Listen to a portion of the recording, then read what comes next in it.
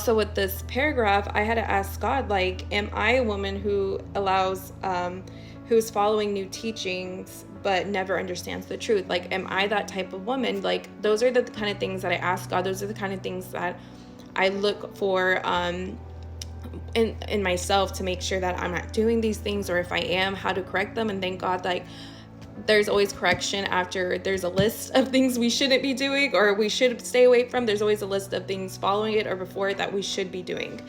And the thing that why it's so important to make sure that we aren't doing these things is so that way we're able to be used by God to spread his good news, to teach people, to teach the sound doctrine, to stay firm on the accurate teaching of the Bible and be consistent. God is telling us to be blameless, to make sure that we are pure at heart. And we can't do that if we don't know what it is that's going on in our hearts.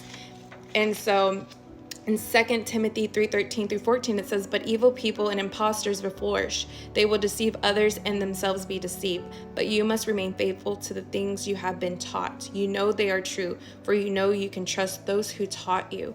So right here it says, like, that's one of the things I was like, God, am I deceiving myself? Like, am I being deceived? Like, am I, you know what I'm saying? Like, I had imposter syndrome.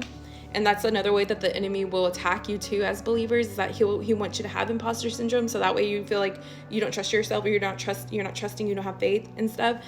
But that's why God's like, don't lean on your own understanding, like lean on his. So that's why I ask God, like, please unveil anything reveal anything to me that might be I'm deceiving myself, you know. And so I'm just teaching y'all guys this because in 2 Timothy 3:16 it says, all scripture is inspired by God and is useful to teach us what is true and to make us realize what is wrong in our lives. It corrects us when we are wrong and teaches us to do what is right. And that's why I was like, well, let me show you guys how I do my Bible study. Anytime that Paul or Jesus, when they write a list down, pause the list. Like, he's going to tell us, like, what to stay away from, right? And then he's going to tell us, like, what to do instead, what to pursue instead.